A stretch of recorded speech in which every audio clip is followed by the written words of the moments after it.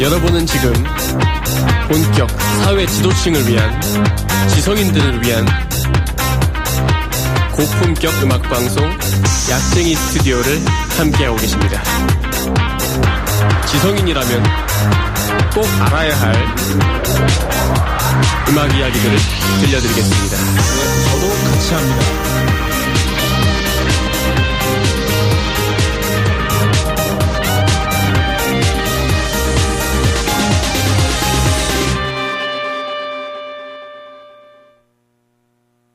네, 사회지도층과 지성인들을 위한 고품격 문화평론 방송 약쟁이 스튜디오, 이번 주에도 무사히 살아 돌아왔습니다. 이번 주에 는이라고 하는 게 맞을지도 모르겠네요. 지금 3주 만에 생방송을 다시 하는 거거든요. 지난주랑 지난주를 이제 녹음 방송으로 대체를 했고, 이제 뭐 보통 제가 녹방을 하게 되면 방송이 잘 나가고 있는지를 확인은 합니다. 이제 어플리케이션으로 확인은 하는데, 솔직히 말씀드리면 쭉 듣지는 않습니다. 왜냐면 제가 녹음할 때 이미 녹음한 후에 후편집을 하잖아요. 그 과정에서 들어보기 때문에 이제 다시 막 그 방송 시간 내내 쭉 들어보고 뭐 이렇게 이 정도까지 모니터링 하지 않긴 하는데, 방송 뭐 잘 나간 걸로 확인했고요. 오늘은 다시 녹음 방송으로, 생방송으로, 정신이 없네요. 오늘 돌아왔습니다.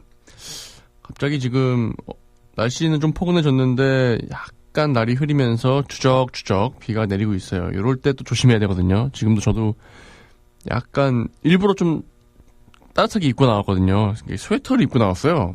스웨터를 입을 정도 날씨는 아닌데 스웨터에다가 바람막이 해가지고 좀 걸어서 밖에 다니면 조금 몸이 더워지는 정도. 왜냐면은 비가 내리면은 날이 포근하다고 하더라도 순간적으로 좀 체온이 좀 떨어지거나 컨디션이 훅 떨어지는 그런 경우들이 좀 생기더라고요.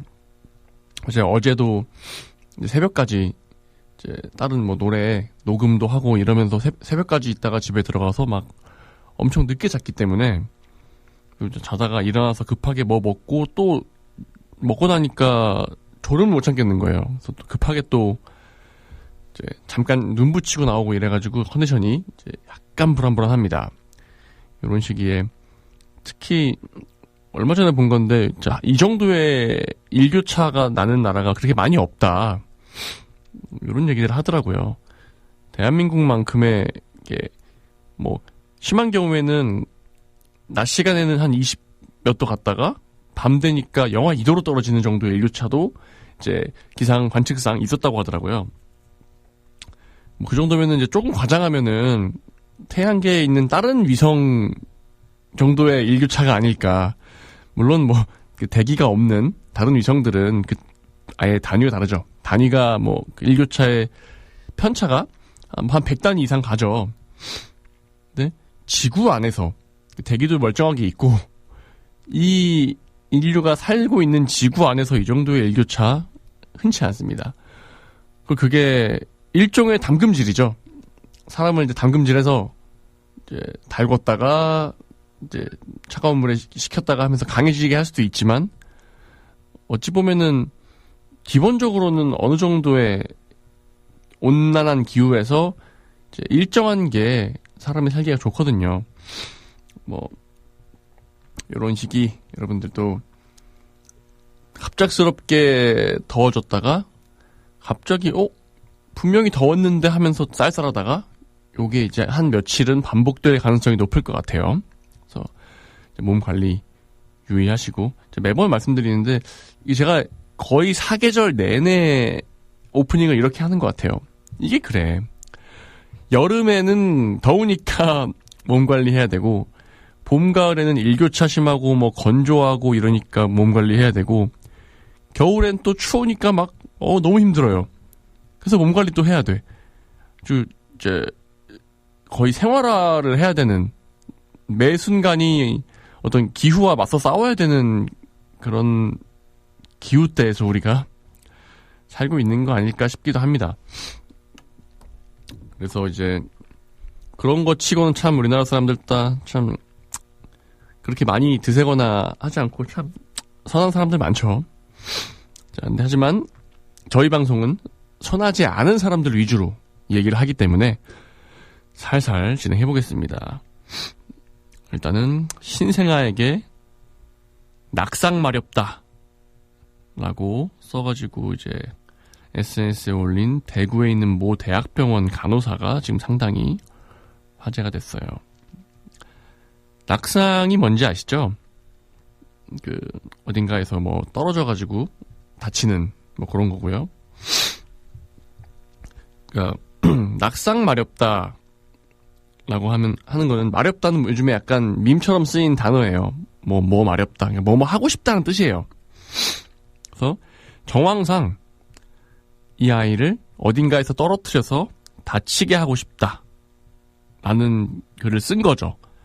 그 신생아 병동의 신생아 중환자실의 간호사가. 자, 신생아 중환자실이면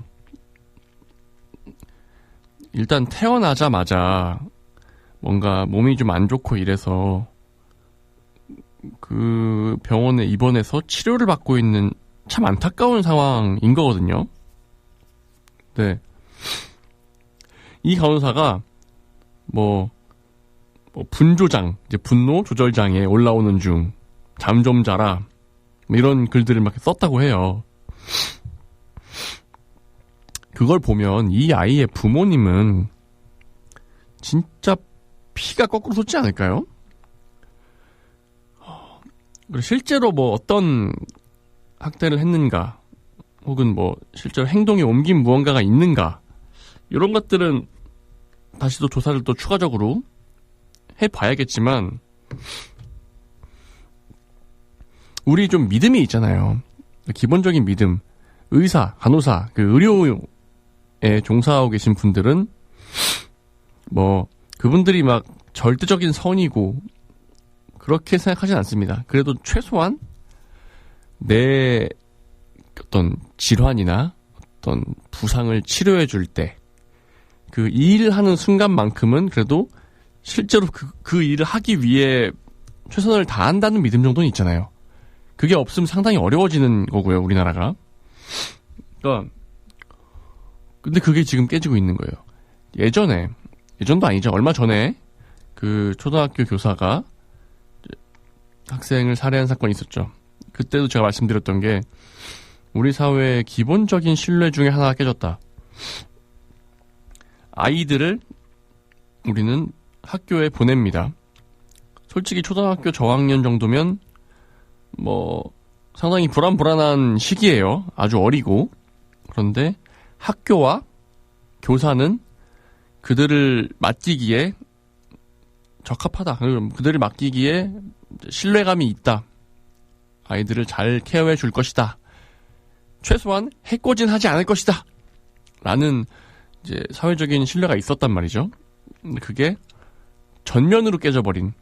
그 전에도 교사가 아이들이 차별하고 약간 일종의 정서적인 학대를 한다든가 무시한다든가 이런 유의 사건은 있었습니다.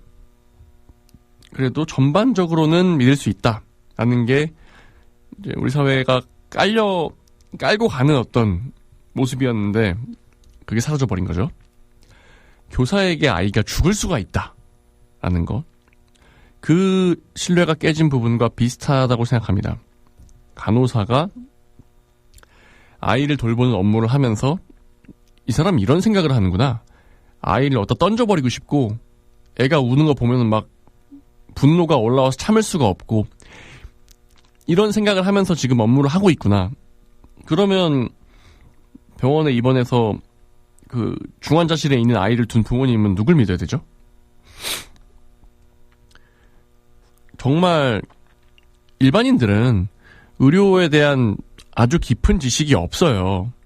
그래서 병원에 있다가 어떤 조치 중에서 사고가 나면 그게 의료사고인지 아닌지, 혹은 의료사고라 할지라도 고의로 일어난 사고인지 아닌지도 판별하기가 어렵습니다. 정말 그쪽 업계에 대한 제 오해에서 비롯된 걸 수도 있지만, 그런 내가 분노와 어떤 해코지 할 의도가 있으면 정말 간단하게 가능한 것도 사실이에요. 그렇기 때문에 이 사람들이 적어도 막, 뭐 너무 아이가 예쁘고 너무 막 이런 정도 아니어도 돼. 대신에 그냥 업무상으로 내가 해야 할 일을 한다. 아이가 울면, 아이고, 우는구나. 뭐, 신생아인데 어떡할 거예요. 신생아가 우는 걸 뭐, 어떻게 할 겁니까? 우리가 이제 막 근대나 이럴 때처럼, 아이가 우네? 그러면 뭐, 코카인하고 알코올을 먹여서 재워야지. 이런 시대가 있었거든요, 예전에는. 근데 지금은 아니잖아요. 지금은 그런 정도의 몰상식한 시대가 아니에요. 아이가 울면, 울지 애가. 그리고 그거에 이제 반응을 잘 해주는 것이 또 아이에게 중요한 것이다. 라는 것을 이제 이론적으로 확립해 나가고 있고. 그런 거를 그냥, 내가 이제 소아, 신생아, 중환자실 간호사로서 해야 하는 일이다. 라고 생각하기만 해줘도 힘들겠죠, 당연히. 힘들지만 내 일이다라고만 생각해주면 좋겠는데, 우네. 막, 제가 좀 방송에서 이렇게 말씀을 못 드리겠습니다만, 하여튼 막 속으로 막 욕을 하고 막, 우는 아이에 대한 증오를 키워가면서, 우는 아이에게 뭔 죄가 있습니까? 그냥 뭔가 조치가 필요한 상황이니까 우는 거죠. 그리고 아이에 따라서 뭐 좀 더 울 수 있어요. 뭐 어쩌라고요? 그냥 그럴 수 있는 거잖아. 지금 제가 입원해서 막 밤에 시끄럽게 하고 울면 그건 좀 문제가 있습니다. 그거는 솔직히 욕먹어도 할 말 없어요. 근데 태어난 지 이제 몇 개월도 안 된 애잖아요. 실질적인 위해를 가하거나 위해를 가하기 위해 시도했거나 하는 게 전혀 없다고 하더라도 그거를 SNS에 올린다는 것부터가 저는 좀 이해가 안 되는 부분이 뭐냐면 SNS에 여러분이 글을 올릴 때, 사진을 올릴 때 뭘 기대하신다고 스스로 생각하십니까? 누군가에게 자랑을 하고 싶다. 일 수도 있고요. 누군가에게 위로를 받고 싶다. 라는 것일 수도 있어요. 아니면 누군가에게 공감을 받고 싶다. 제 생각에 이 사람은 내가 이 아이를 어딘가에 떨궈서 부상을 입히고 싶다라는 마음을 누군가가 지지해줬으면 하는 바람으로 올린 게 아닐까 싶어요. 자기 호소인 거죠. 나 이 애 때문에 너무 힘들고, 진짜, 얘를 그냥 표현대로 낙상 마렵다. 그럼 주변에서, 힘들지. 그 애가 왜 이렇게 울고 막, 왜 이렇게, 거시기 해. 이런 반응을 바랬던 것 같아요. 근데 그 반응을 누군가가 했다면 그것도 어떤 사회의 윤리상 맞는 건가? 여러분의 친구가 그런 글을 올렸다면 어떻게 대응하실 겁니까? 저라면은 애기들이 아무래도 우는 것도 그렇고 이렇게 이성적으로 대화할 수 있는 대상도 아니고 많이 힘들 거다. 근데 낙상 마렵다는 자식아 선을 넘었지 않냐. 저는 이렇게 얘기했을 것 같아요. 지금 제가 남의 일이라고 이렇게 말씀드리는 것처럼 보일 수도 있는데 저는 대부분의 순간에 가능한 한 그렇게 얘기하려고 마음을 굳게 먹고 살아왔고 그렇게 해왔고 그 때문에 이제 사람에게 미움도 많이 받아봤고 근데 누군가가 주변에서 제지를 해줘야 되는 거고 본인도 애초에 생각이 있으면 이런 글을 올리면 안 되죠. 아마도 이건 여기부터는 제 정말 추측입니다. 이분도 어떤 심리 상담 같은 걸 좀 받아봐야 되지 않을까 싶어요. 그러니까 어떤 경무와 어떤 본인의 다른 개인적인 문제일 수도 있고 그런 걸로 인해서 지금 스트레스를 감당할 수 없는 상태에 이르는 게 아닌가 이런 부분들에 대해서 심리 상담을 좀 받아보는 것도 추천드리고 싶어요. 근데 그 이전에 지금 현 상황이 이런 경우에 직무에서는 배제해야 됩니다. 그리고 직무에 다시 복귀할 수 있는가도 생각을 깊게 해봐야 됩니다. 사람마다 그리고 그 사람의 처한 상황, 그 최근 상황마다 사람이 견딜 수 있는 스트레스의 지수가 되게 달라요. 아이를 키우고 있는 제 친구들, 그리고 아이를 키워본 적 있는, 저를 키워본 적 있는 부모님의 얘기들 막 이렇게 들어보면 새벽에 진짜 막 잠을 거의 못 자게 할 정도로 계속 깨고 이러면 진짜 사람이기 때문에 아 정말 나한테 왜 이러니, 너무 힘들다, 너무 밉다라는 생각이 들 때가 있다고 하더라고요. 그리고 전 그거 당연하다고 생각합니다. 일단 예를 들어 혼자 살고 혹은 뭐 부부가 살고 잠을 자, 그냥 자는 거예요. 푹. 뭐 그 상황에서 뭔가 문제 발생하는 거는 또 다른 문제겠죠. 근데 뭐 약간 뭐 다른 비유지만 제가 얼마 전에 아침에 자다가 바로 윗집에서 그 드릴질을 진짜 엄청 심하게 해가지고 깼어요. 그게 진짜 뇌로 바로 소리가 들어오는 느낌 정도로 크게 나더라고요. 순간적으로 무슨 전쟁 났나 싶을 정도로 놀래가지고 일어났습니다. 그리고 상당히 괴로워했습니다. 근데 그거를 매일매일 경험한다라고 했을 때 사람이 온전하게 감정을 조절할 수 있을까? 힘들 거예요. 근데 그럼에도 대부분의 사람들은 견디고 아이를 키우고 합니다. 그리고 그런 조절이 이 정도까지 안 되는 사람이면 신생아 주환자실에서 근무할 수 있는 기본적인 소양이 안 돼 있다고 봐야 되고, 뭐 조금 더 첨언을 하자면 그 신생아 뭐 뿐만 아니라 병원에서 일하시는 분들의 어떤 그 휴식이나 처우, 복지에 대해서도 생각을 좀 해볼 필요가 있어요. 뭐 의사, 간호사도 돈 그래도 좀 잘 버는 직업이고 어쩌고 얘기할 수 있는데 제 주변에도 간호사 하다가 힘들어서 그만둔 사람들 꽤 있습니다. 상당한 경무고 상당히 몸과 마음이 소모되는 직업군이라고 저는 개인적으로 생각을 해요. 그래서 이분들이 어쨌든 의료 현장에서 상당히 중요한 역할을 차지하고 있고 이제 우리 사회에서 없어서는 안 되는 직업인데 지속 가능한 업무를 할 수 있도록 다양한 조치가 필요하지 않을까 하는 것도 좀 첨언을 해보고, 그렇다고 하더라도 이 SNS 글을 쓴 사람은 뭐 딱히 옹호하고 싶은 생각은 없습니다. 그냥 부디 그 응분의 대가를 치르시고 직무에서 이제 배제되고 이제 관련 일을 하지 않으시기를 좀 개인적으로 부탁을 드리겠습니다. 이거는 위험합니다.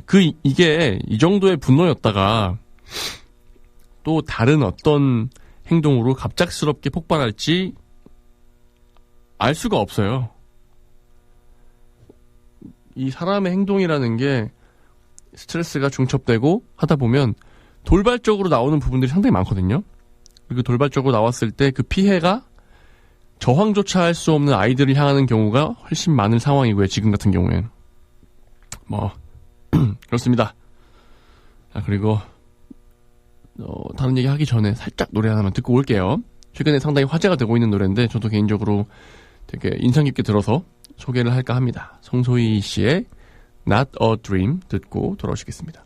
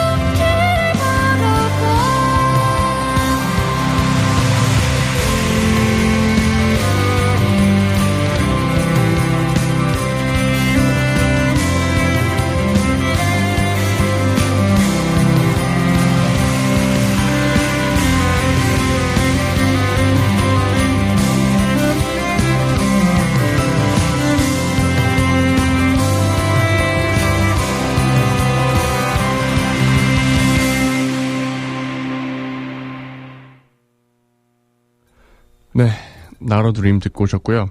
그 다음에도 또 우리 또 쌉싸름한 소식 많이 준비되어 있는데, 자, 1차선 막고 통닭 싸운 운전자 되레 큰 소리. 자, 이거 지역 어디냐 이거? 지금 상황이 제가 영상을 보고 있는데, 그 주택가, 약간 아파트 단지 있는 그런 동네에 이제 차선 하나씩밖에 없는 도로예요. 그리고 중앙 분리대가 가운데 있습니다. 그 말인즉슨 이제 추월도 불가능해요. 그 상황에서 그 옛날 통닭을 산다고 이 사람이 비상등을 켜놓고 차를 세워버린 거야. 그러면 뒷차들은 완전히 움직일 수가 없게 되죠. 중앙 분리대도 있고, 그렇다고 해서 뒤에 또 차 오는데 후진해가지고 뭐 어디로 돌아갈 수도 없고, 그런 상황을 연출해놓고, 그러면 100배 양보해서 내가 퇴근하는데 약간 해질녘이에요. 퇴근하는데 통닭이 너무 땡겼습니다. 정말 죄송합니다.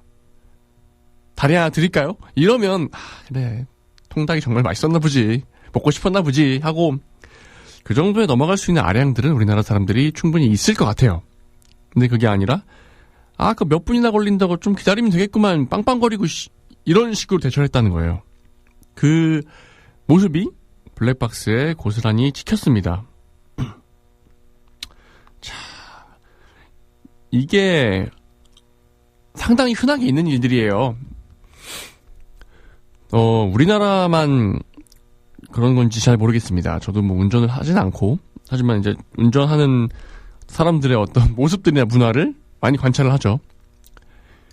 비상등에 대한 의미가 무엇인가?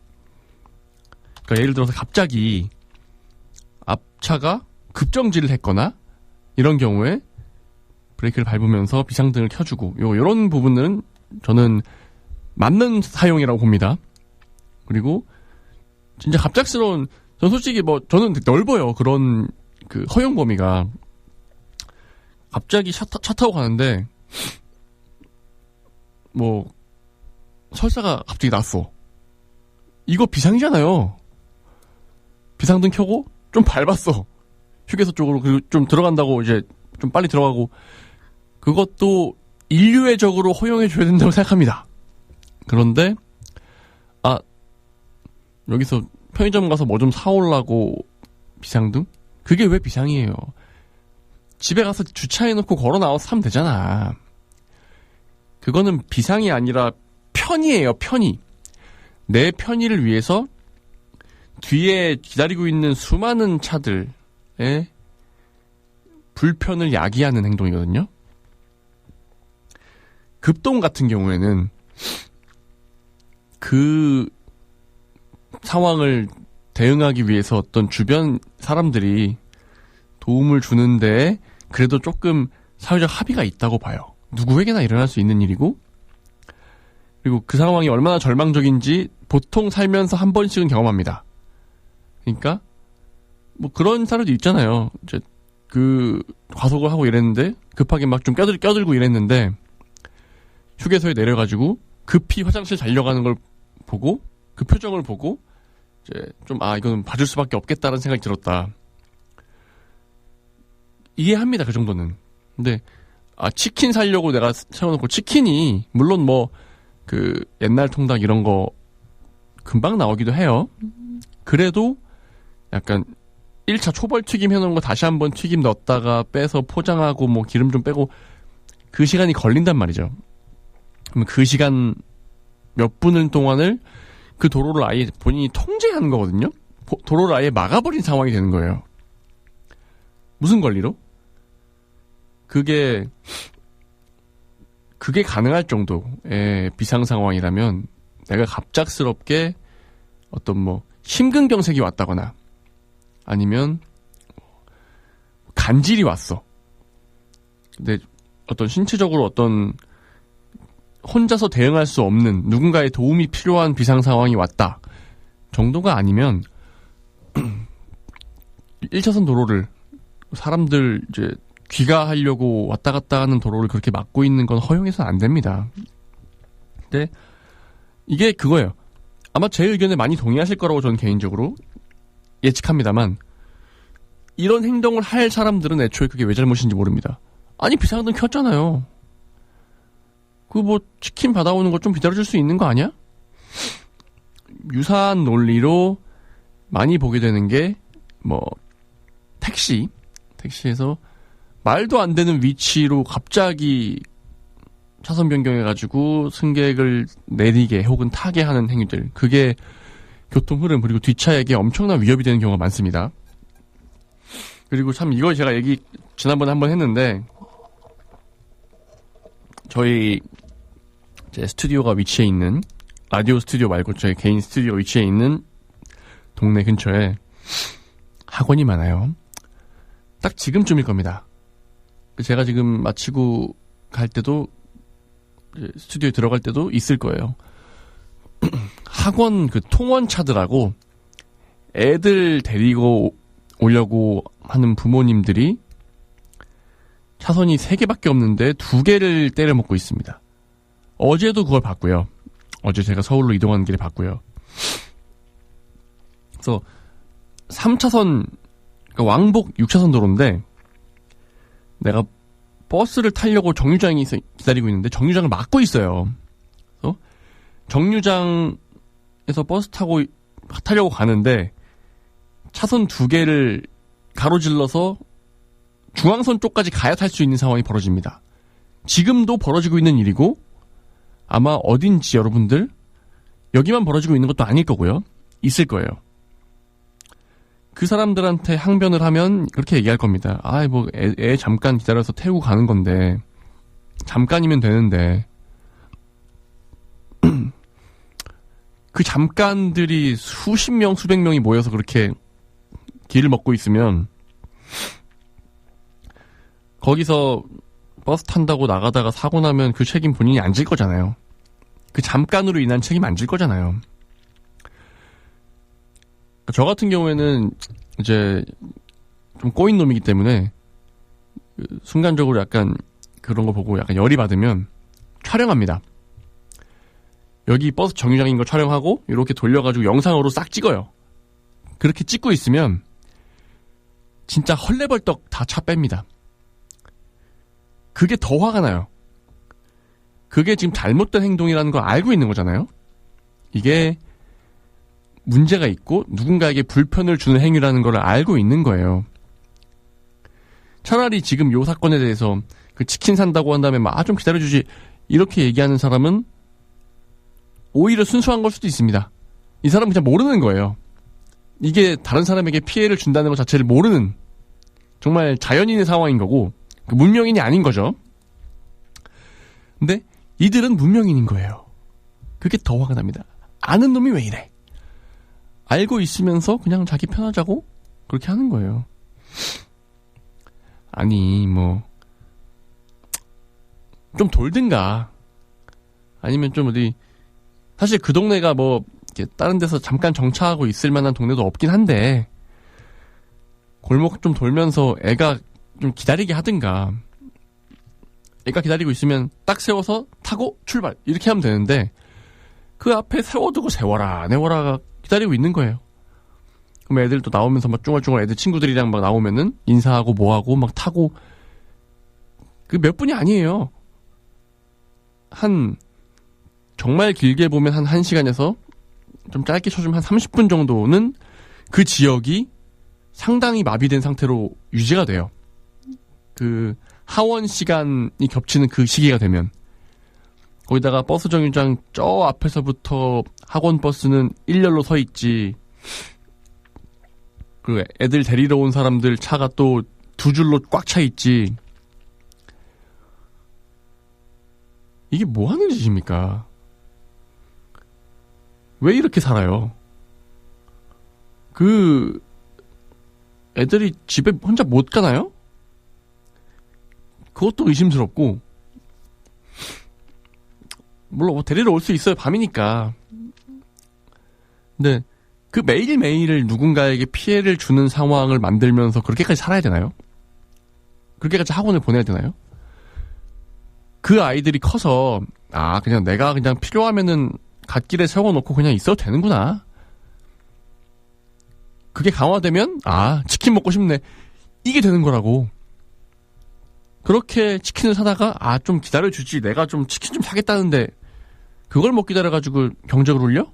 정말 이 몰상식한 교양 없는 사람들, 이렇게 됩니다. 근데 진짜 교양 없는 사람이 누굽니까? 누가 여기서 욕을 먹어야 되는 사람일까요? 이런 사건들을 보다 보면 좀 가슴이 좀 막막해지는 부분들이 있습니다. 자유라는 거는 다른 사람의 자유를 침해하지 않는, 최대한 침해하지 않는 선에서 이제 행사되어야 되는 겁니다. 예를 들어 버스 탔는데 내가 자리에 앉았어요. 다음에 타는 사람이 자리가 앉을 데가 없어. 그렇다고 내가 죄 짓는 건 아니잖아요. 내가 앉은 거니까 그냥. 그런데 누군가가 앉아있는 자리를 야, 너 비켜. 그래서 멱살 잡고 끌어낸 다음에 앉아. 그건 안 되죠. 저는 근데 지금 이 행동들이 좀 과장했지만 그런 류의 행동이라고 봐요. 하면 안 되는 행동을 그냥 다른 사람들의 선의에 굳이 막 거기서 누군가가 시비를 걸고 시비비를 가리고 하려 하지 않고 그냥 지나가기 때문에 내가 편한 대로 사는 거예요. 그래서 저는 이제 항상 다짐하고 있습니다. 촬영을 해야겠다.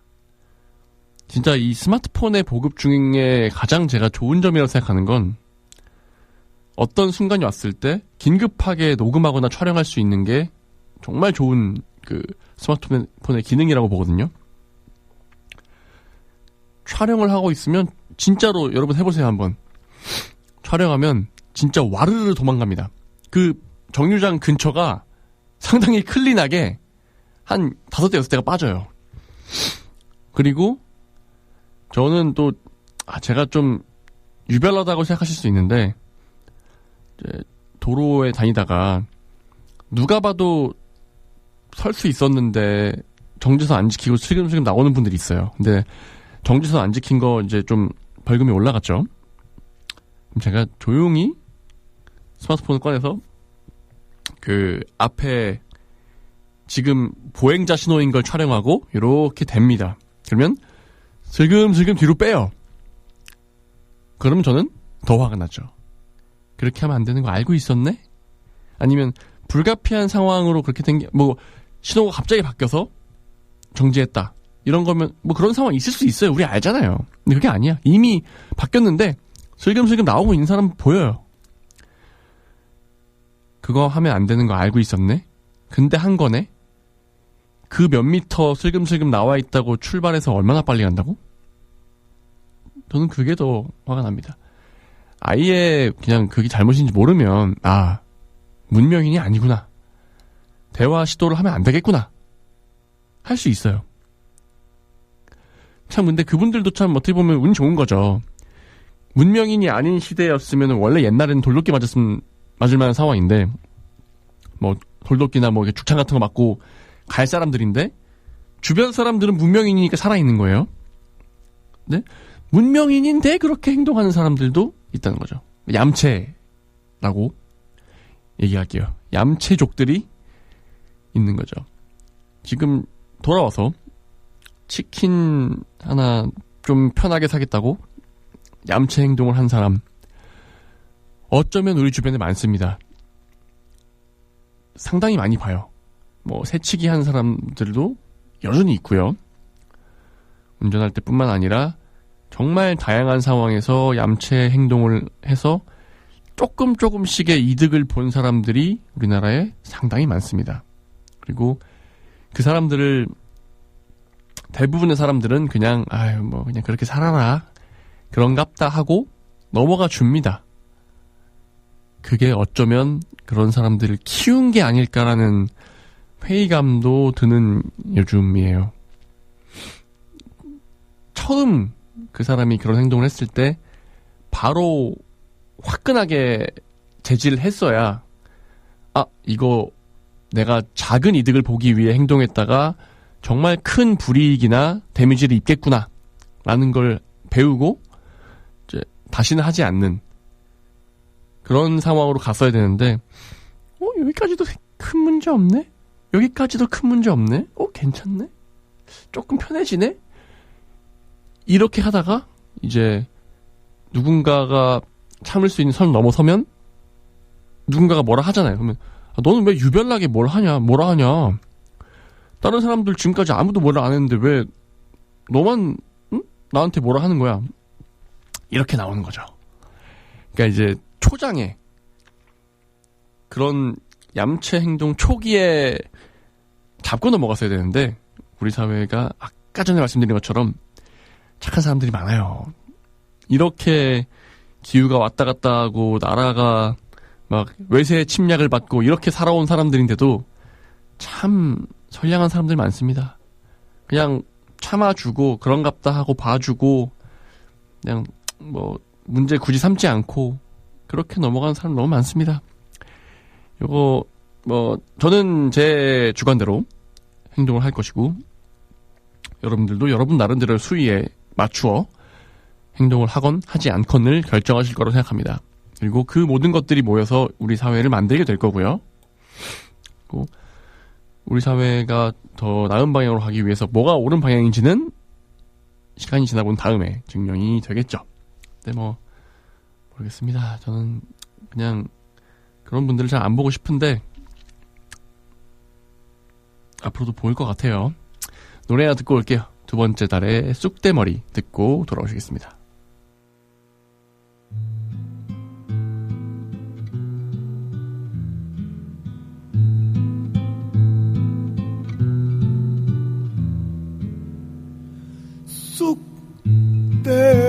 쑥대머리 귀신 형요 정마 옥방의 천자리에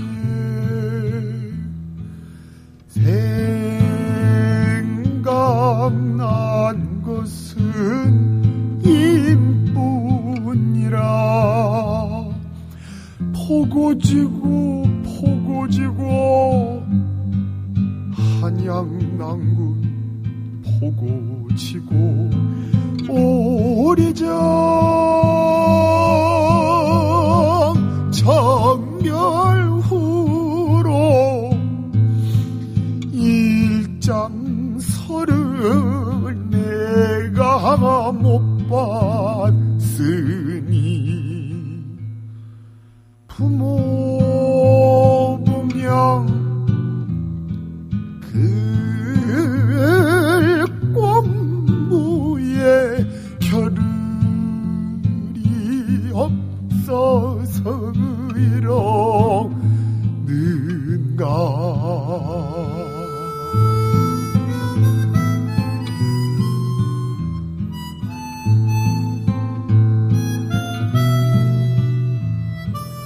연이신 헌금슬우지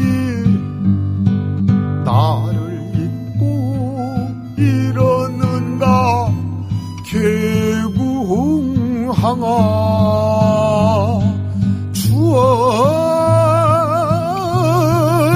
주얼같이 본 뜻이 솟아서 빛이 고저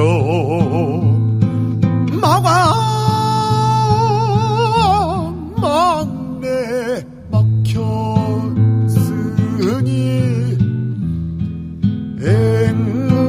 앵무새를 내가 어이 보며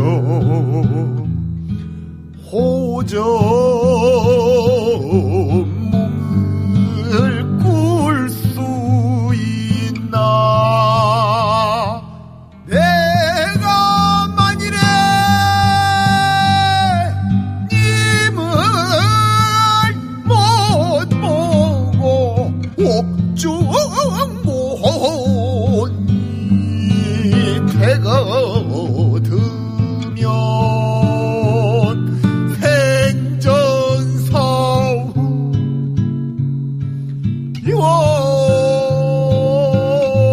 원통을 알아주리가. 니들란 말이냐.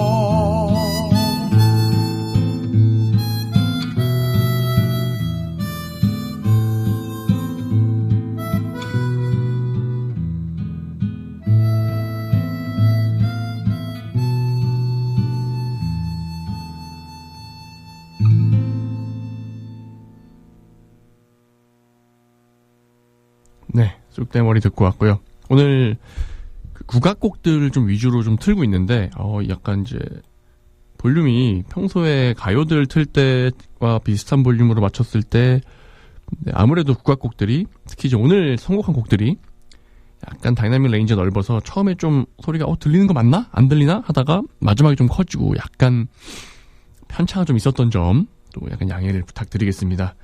저도 그 곡을 하나하나 이제 이게 볼륨이 얼마나 나오는지를 체크를 다 해볼 수 없기 때문에 뭐 돼 있겠지 하고 틀었는데 좀 편차가 크네요. 네, 다음부터는 좀 확인을 더 하도록 하겠습니다. 자, 요 얘기도 좀 해보려고 하는데 이거 제 좀 최근 관심사기도 하거든요. 종량제 봉투에다가 쓰레기 이제 분리배출하는 거 잘못했다가 과태료 무는 경우들이 많이 발생하고 있다. 토마토 꼭지를 일반 쓰레기로 버렸다고 10만원, 닭뼈에 살 남아있다고 10만원, 고무장갑을 일반 쓰레기에 버렸다고 10만원. 이렇게 과태료를 매긴다고 해요. 심지어 이제 쓰레기를 뜯어보고 택배 송장이나 뭐 그 개인정보 특정할 수 있는 것들까지 찾아내서 매긴다고 합니다. 그리고 뭐 도시락을 헹구지 않고 버리는 것도 과태료 날라온다고 해요. 실제로 그 사례를 이제 사진을 인증을 했는데, 원래 식품으로 오염된 거는 분리수거를 안 하고 일반 쓰레기로 분류가 되는데, 일반 쓰레기도 이제 세제를 써가지고 헹궈서 버려야 한다. 그렇게 하지 않으면 과태료 대상이다. 뭐 이렇게 답변 받았다고 합니다. 지금 이제 집중 단속 기간이라서 그 뭐 포상금 받으려고 막 하고 다닌다고 막 쓰레기 뜯어보고 이렇게 한다고 하는데, 글쎄요. 자, 그럼 저는 좀 물어보고 싶습니다. 이게 지금 지역마다도 조금씩 다른데 기준이, 그것도 말이 안 되는 것 같고, 어차피 서울에서, 특히 뭐 서울로 칠게요. 서울에서 발생하는 쓰레기 가는 곳은 거의 한정돼 있거든요. 거의 같은 곳으로 가거든요. 근데 지역마다 기준이 다른 것도 이상하고. 자, 그러면 여러분, 토마토 꼭지, 그래, 이거는 음식물 쓰레기, 글쎄요. 토마토 꼭지가 음식물 쓰레기, 뭐 매립해가지고 뭐 썩게 두고, 오케이, 그래, 인정합니다. 그것도 바짝 마르면 이거 가지고 싶긴 한데요. 닭뼈에 살 남았다고 10만원.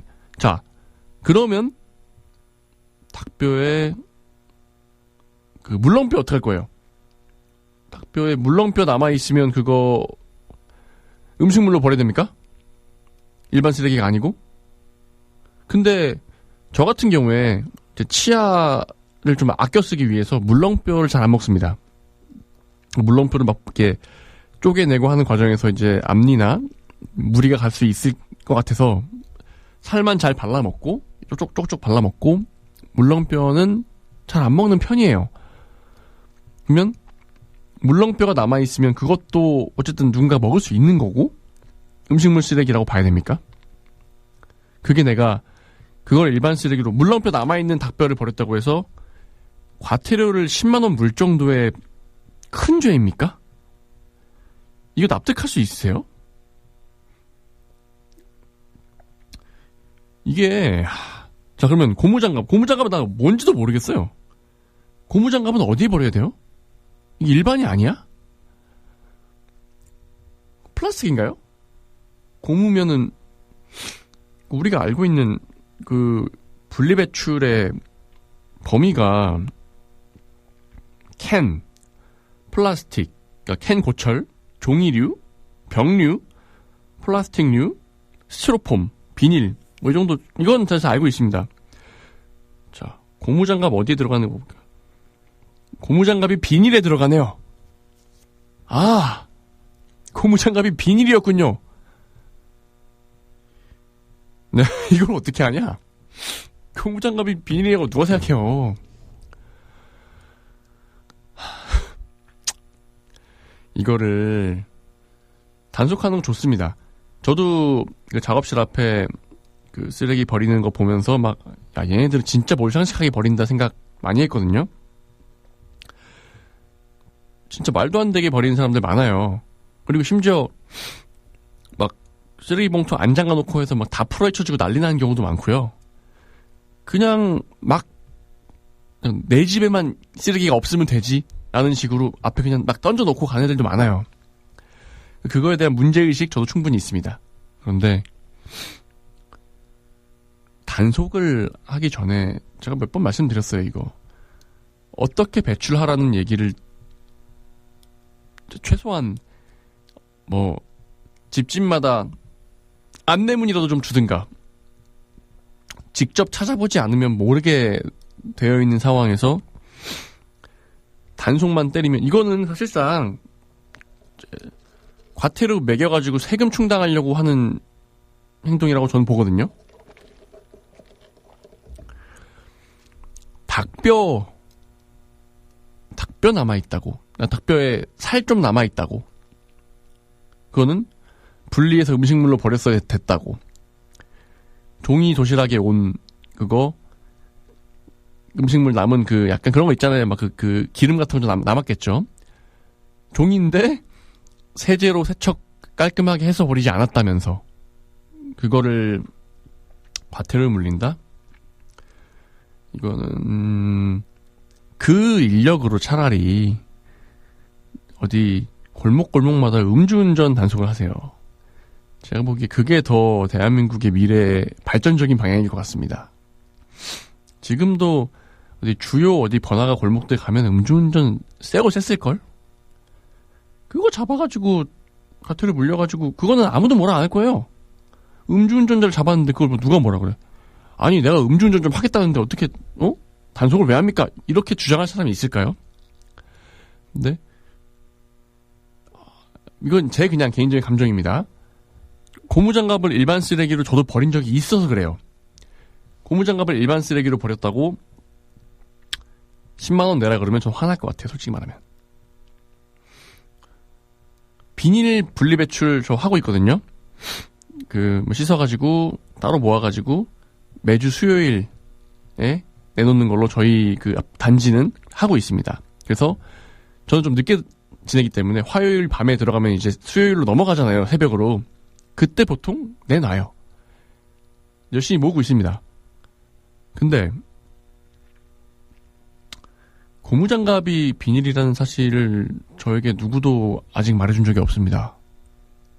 그리고 저도 군대에 있을 때 분리수거병 출신이었는데 분리수거병 할 때도 뭐 비닐과 플라스틱도 종류별로 다 분류하고 다 했었어요. 뭐 HDP 뭐 있잖아요.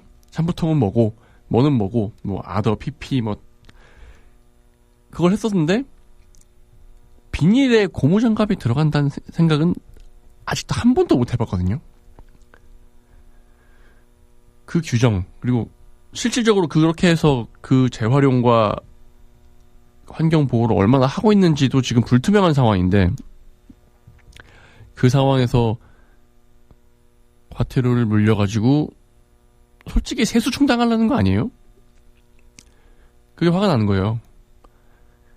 그러니까 정말 예를 들어서 얌체처럼 아까 말씀드린 얌체처럼 누가 봐도 음식물인데 그냥 대충 비닐봉지에 묶어가지고 일반 쓰레기 넣었어. 할 말 없지.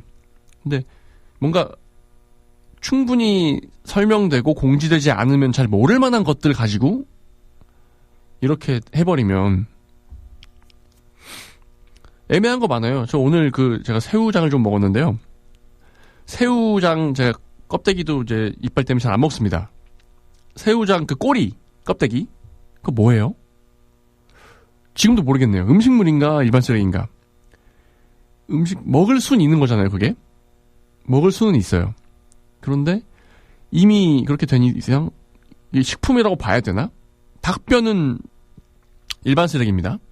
근데 새우 껍데기 먹을 수는 있어요. 일반 쓰레기인가요? 음식물인가요?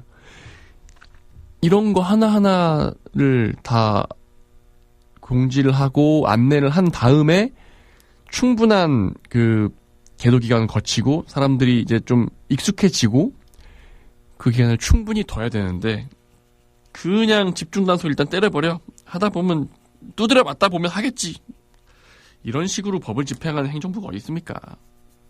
이런 식으로 지자체가 집행하는 게 어디 있어요? 폭력이지 이건. 오늘도 다행히도 여러분들도 저도 하나 알아가네요. 여러분, 고무장갑은 비닐입니다. 고무가 아닙니다. 비닐입니다. 네, 이 사실을 한 번 더 말씀드리면서 오늘 방송 마무리할게요. 조수미 씨의 아리아리랑 들으시면서 오늘 방송 마무리하겠습니다.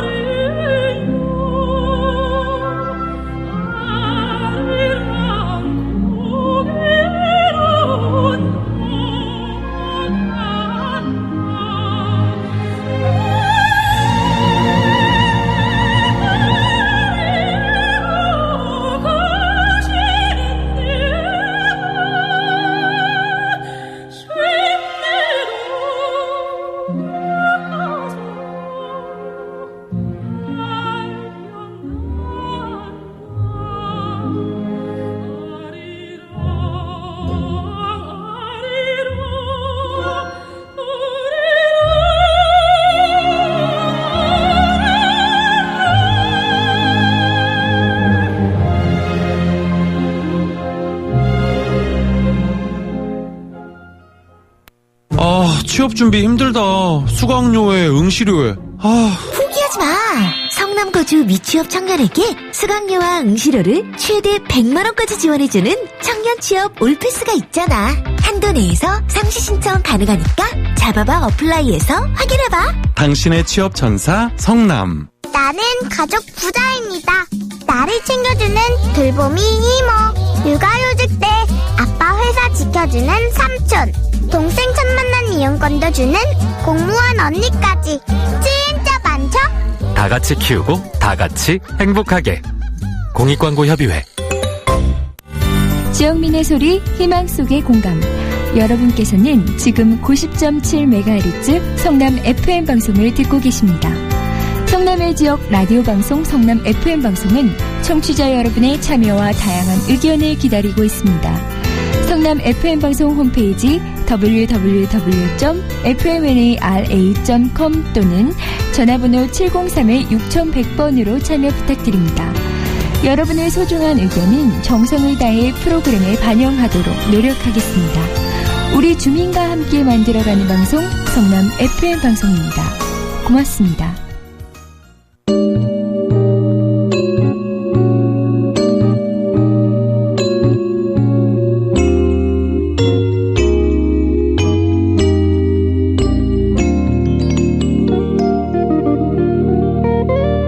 (90.7MHz) 성남 FM 방송입니다.